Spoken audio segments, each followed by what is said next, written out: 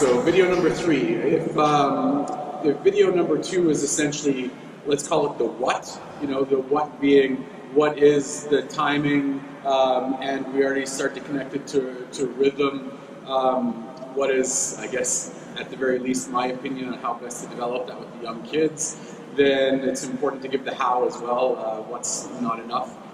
So let's do this. Firstly, I want to share with you, and this is more from the Coach 3 type of thing, but when we talk about timing, okay, the most important thing is to understand that Louis, and hopefully I contributed some little bit during the years, developed this whole piece around timing because, we understand players are constantly talking about the fact, I lost my timing today, or I had absolutely no timing on my backhand, whichever it was. So timing, not only is it a fundamental, but it's really good player speak. Players like talking timing. It's something that they're all shooting for.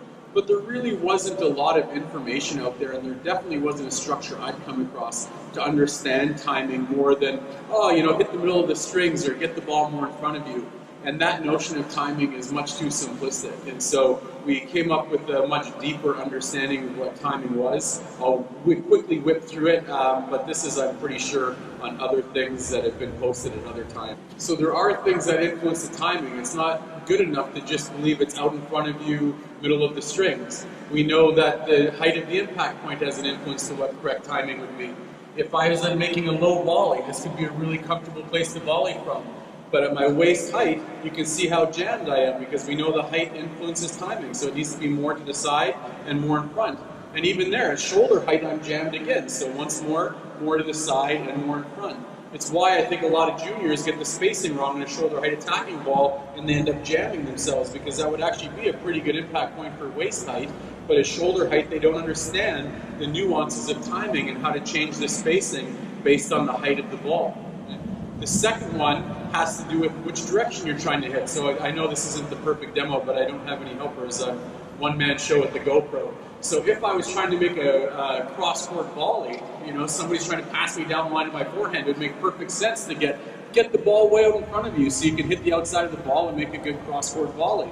But if they want to pass me cross instead of line, and I wanted to hit my backhand volley into that same target area, get it way out in front would actually make it nearly impossible without a massive change and uncomfortable change to my wrist position. So it'd be way easier if I just let the ball come closer to me so I could hit the inside of the ball. So we understand which side of the ball you want to hit changes or influences the timing. What's the height of the impact point changes or influences the timing. And then there's this whole other piece around the feelings, which will be a later video, and I'll explain too, that can influence the timing. So just understand that timing means a lot more than just get it up in front of you and hit the middle of the strings. Just like setup has to mean a lot more to you than have a unit turn that looks like this. We need to understand these principles so we can apply them to individual situations. Okay?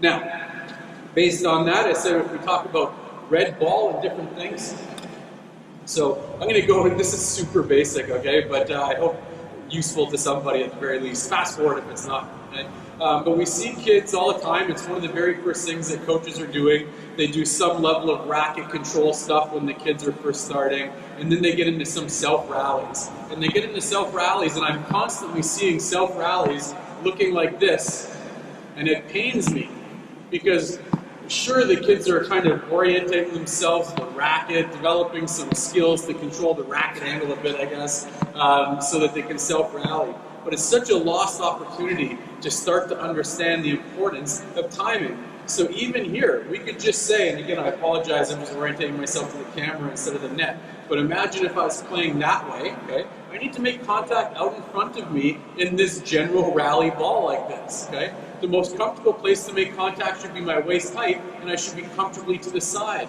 And so in the self-rallies, if I'm teaching the kids to self-rally here, I'm already starting to get them to understand, move your feet to ensure you have the best chance at good timing, instead of my feet stay still and my racket moves to the ball.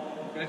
I really believe, and this could sound way too, I really believe this, okay, is that that simple mistake is already the beginning of kids that use their arm way more than their body in good technique. Okay, so I think right from the very first time the kids are hitting the ball, or at least even in the self-rally stage, we can start to develop the understanding of, fighting hard for good timing.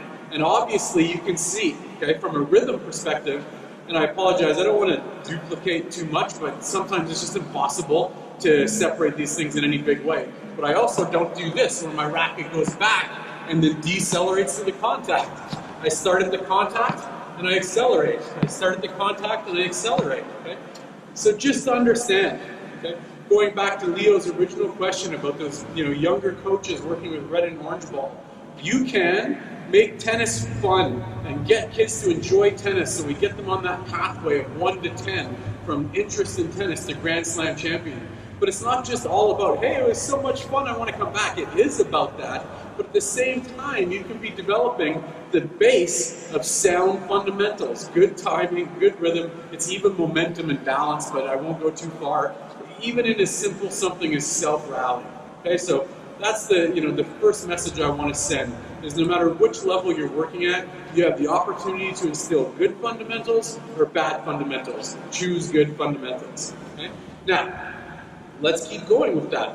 If you believe that timing is the first challenge, okay, timing, first fundamental, but timing is mostly challenged by reception, right?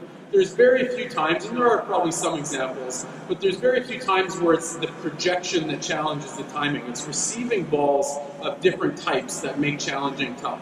That's why you start with self-rally. That's why we start with mini tennis, to reduce the speed and the amount of distance and different things that people have to cover, because we're trying to reduce the reception challenge to the point that timing becomes possible for very low-skilled players. Okay? So based on that then, our job is to have a system and a structure in place to help start to develop the reception skills necessary to maintain timing as the kids start to play more open tennis and the timing obstacles increase, I guess is what you'd say. Okay, so what is it that we need to be able to receive balls better? Bottom line is that you need to prepare well with your feet, your body, and your racket. If those three things are prepared well, it gives you the highest chance. And prepared well, based on the incoming situation, of course, okay? But they need to be prepared well to give you the highest chance to maintain good timing. So how do we practice that? We start to practice as soon as the kids can self-rally, and now they start to rally to each other in the most controlled manner possible with very little reception challenge. Now it suggests to you, instead of saying, hey, they can rally to 10 standing still, let's make their swing bigger. Okay? If you go at this from a timing first perspective, you'll understand the first thing to challenge is more reception. So instead of doing something to change the projection, because that's all that is doing here, changing the amplitude of the swing to allow you to hit harder or whichever it is, before we do that, we're going to say, no, now you can maintain good timing when the ball's coming right to you. I wonder, I'm curious, could you still time the ball when somebody hits the ball off to the side? And so now the kids have to move and still maintain timing. Move and maintain timing. I wonder, I'm curious, could you receive the ball well and have good timing when somebody hits shorter and deeper? So then they need to move to receive balls that are coming shorter and deeper. So very, very early in this process, we need to have kids starting to understand how to move and prepare their feet, body, and racket for the different types of balls. Okay? This again looks much different than what is essentially, for those of you that have been around long enough to know that old terminology, what is essentially a model technique? Might not be the model that was taught in the 70s, but it's a model technique. Instead of that, we're going to teach good timing, and good timing based on the incoming ball. Okay, so can you receive balls that are wider? Can you receive balls that are shorter and deeper? Can you receive balls that are higher and lower? It's such a challenge for players. And then, right away, you have red ball players understanding, oh, the ball's lower. I need to get closer up to it. Look, the ball's higher. I need a little bit more space. So you don't have those 14-year-old kids trying to hit shoulder-head attacking balls and jamming themselves up all the time. So the process, if you believe in timing first, is to get the kids stable timing with no reception challenge, and then instead of going, hey, it looks like they can rally now, let's add some projection difficulty. Let's make sure the first thing we do is challenge their reception, okay? Receive wide balls, receive short balls, receive different heights. You might get into receive different speeds, but that then will imply their opponent's ability to change to some different things. And so that would probably be the last one I would do, is speeds and or spins. But nonetheless, we're starting by challenging the reception right away and really reinforcing good timing. Hope that makes sense. On that note, and this will be the last little bit for video number 3, I guess, is I would even suggest to you, okay, is that I always tell the kids, and this could easily be a lie, but I don't want to be proven wrong on this. But I always tell the kids that if they were playing tennis with me, and they were playing tennis a different day with Usain Bolt, and they hit a really good drop shot, there'd be a better chance that I would get it than Usain Bolt would get it. And whether or not that's true, the logic I'm always trying to present is that it's one thing to be fast, to have the physical speed to run after balls, but there's this other component that's required for a tennis player, which is your eyes, right? So we know tennis is an open skill, which is another video for a different time. But when there's an open skill situation, you need to be able to read the incoming ball and decide what to do. And so that's the process where Usain Bolt could struggle if he hasn't done a lot of tennis, or I don't know if he's done any open skill stuff because he's just been running in a straight line from a fired off gun his entire life, okay? But if he doesn't have the ability to read and see with his eyes as quickly as I do that ball, even though he runs dramatically faster, he's gonna see the ball too late, okay? So, as we start to work with the kids, instead of just challenging it purely physically, as we would do, the ball's out there wide, you need to be stopped before you hit, and recovered and stopped before they hit. It becomes essentially a physical challenge, which is great, but I would even suggest to you that we start to work on their perceptual abilities. And the natural extension of perception is anticipation. I won't get too deep into it, but the bottom line for me is that it's broken up by the racket. As soon as the ball's hit the racket and it's moving, you're perceiving where the ball's going. Anything that happens before the contact point, you're anticipating where the ball's going. Okay? And the great thing, I remember Louis said, it was one of those things that stuck with me when I was a really young coach, is that the better a player is, the better they can disguise their shot, the harder it is to anticipate them.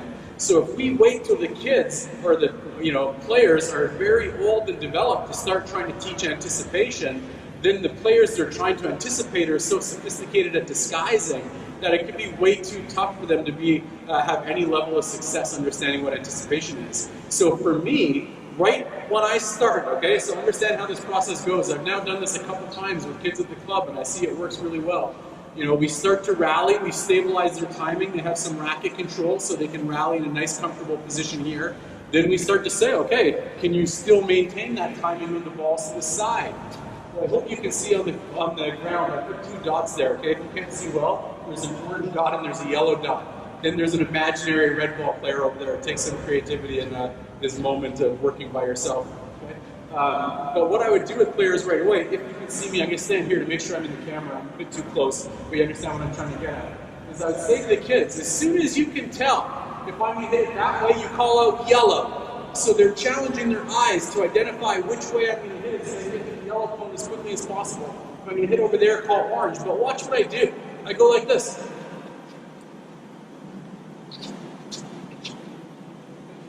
We know, if you guys have mastered the pass principle, okay, that the ball is controlled by where the racket angle is, and that's influenced by body position, wrist position, and impact point. So I make sure that all 3, body position, wrist position, and impact point, show yellow, and all 3 show orange. Okay?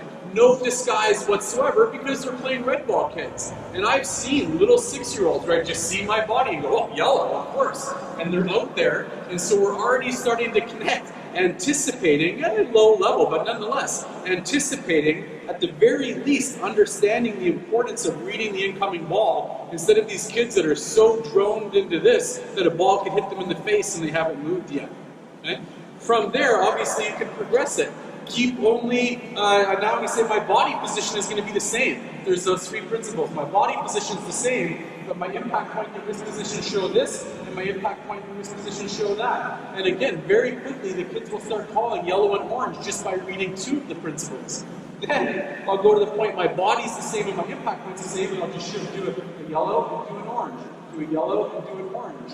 And now I'm only down to one possibility or one variable, and the kids are anticipating in some low way already in red ball which direction I'm going to hit so that they can receive the ball better and maintain good timing and rhythm. Okay, so again, video number 3, we could go on, but that's going to be the starting point for that. So I really hope you understand that timing is more than just out in front, middle of the strings. I really hope that you at least, I don't know, do I hope, if you agree with me, I guess as we'll say, that timing is the number one fundamental, then we prioritize that when the kids are being developed instead of prioritizing a specific swing shape.